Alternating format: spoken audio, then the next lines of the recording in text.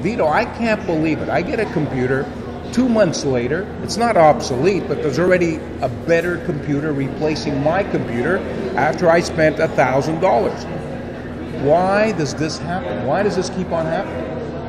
I mean, personally, I don't really feel the need to buy a new computer every year or so, but I'm not an expert, you know.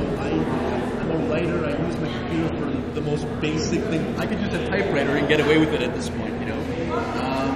So for me, it's not necessary, but I guess in a way, they want to make it necessary. They want to basically coerce you into buying new technology because the new one comes out, it does this better, it does this faster, and I guess that's the whole thing. You know, it's like cars. You know, before cars used to be built to last. Now they're built to break down. So you can buy a new one in a couple of years. But shouldn't they regulate the technology industry? I think there should be regulation. The government should step in and say, you know what? If you're going to put out this computer, we want the specs around for the next couple of years. Right.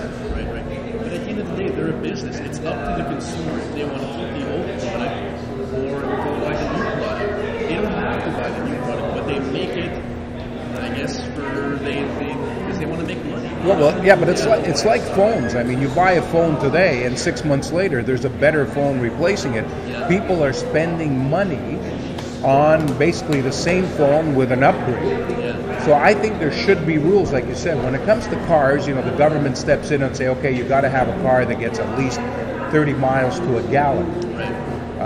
These are the rules, or the pollution rules. I think there should be a rule when it comes to technology, because I think technology is going too far. We should slow down a bit. Mind you, sometimes it's not going as fast as I'd like it to go. I'll give you an example. The big problem today now with technology is texting. Everyone's texting. You're driving, people are texting. People are dying on the roads because of texting. So I think technology has not gone far enough. If there's a scientist watching this episode, or you're into technology, come up with something where the minute I get into my car, my phone cannot be used as a texting device.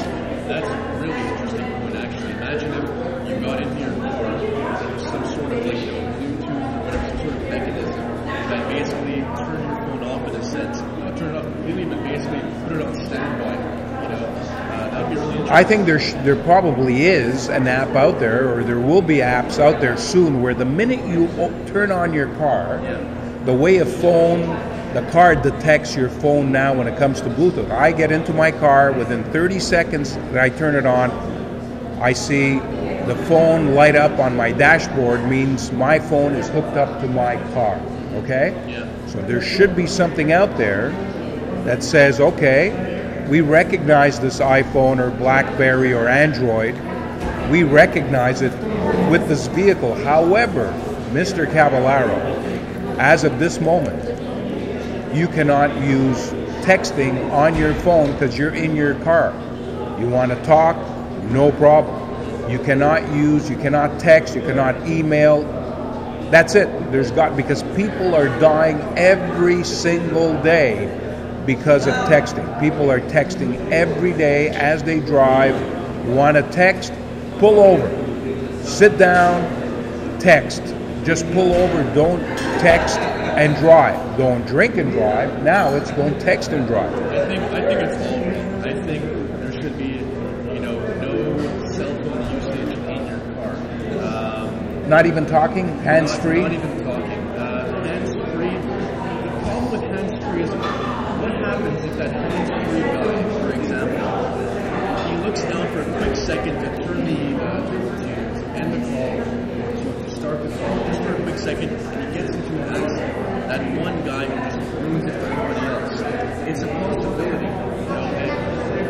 Yeah, but Vito, I think hands-free is the extreme. You should be allowed to use your phone hands-free. Your hands are on your steering wheel.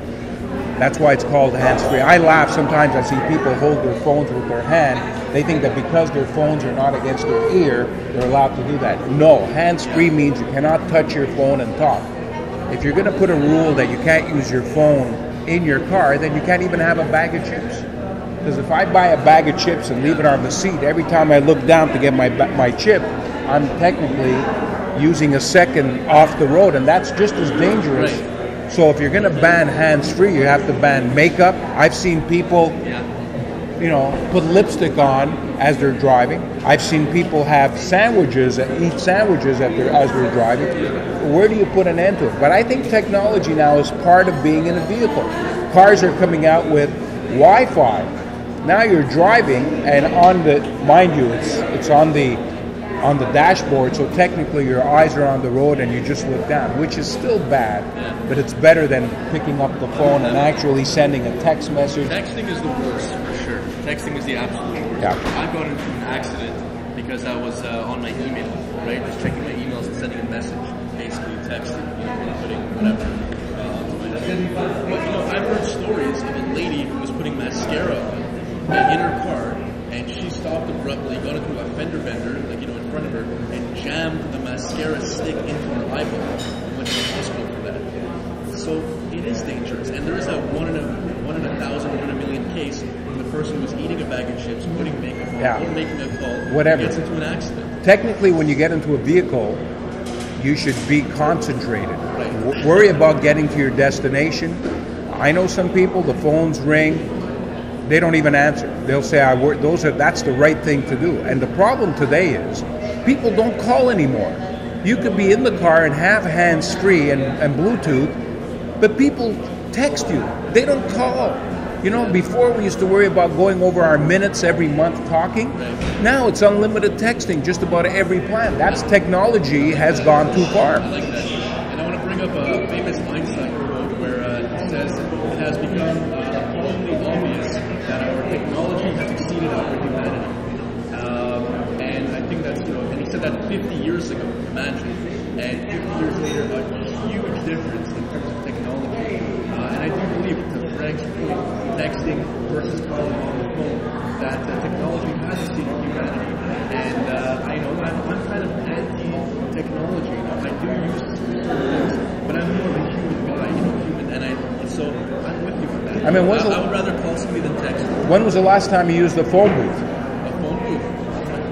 A long time ago. I mean, I think it's 50 cents now. I used one not too long ago because my cell phone battery was dead. But people don't talk anymore. Everybody wants to text, email. You know, my son, I call him. He won't, you know, if he doesn't pick up the phone, he'll text me. But I can't respond because I'm in my car. I can't text him back, so I got to pull over, call him. He still won't answer, so I have to text him. The minute I text him, he'll respond. And there's nothing worse than being at a table or being in a social setting and you're talking to someone and they're looking down at their phone, texting. You know, but that's the technology has gone too far. Unlimited texting, but yet these cell phone companies still charge you fees for this, fees for that. When is it going to end? When is technology going to slow down a bit, stop a bit, let us catch up? I remember this old lady came into a store that I was working in, and I believe I was texting, and she said to me, which was pretty amazing for she was like 80 plus years old. She says, if you continue that way, and if evolution has anything to say about it, your thumbs are going to be this long with the next generations that are going to come. That was a good one. It's true, because today, you know, it's unfortunate. I look at my mom who doesn't have a cell phone. When she has to communicate, she picks up her phone at home or landline and physically calls, and you can hear her well because it's still a landline. A lot of people now don't have phone numbers at home. Everybody just has a cell. I can see that you're saving money, but technology sometimes goes too fast, too far. It's time to slow down a bit, but texting, big problem. You're watching this episode, come up with something that turns off your phone. You're not allowed to text the minute you sit in a moving vehicle. You're parked on the side, and you know, I don't want to hear phones don't know that. Yes, there's technology. The way a phone picks up Bluetooth, it'll pick up. You're not allowed to text the minute your engine is on. Texting is disabled. Emailing is disabled. It'll save lives. You've seen commercials on it. People are dying every day. Don't text and drive. Use your head.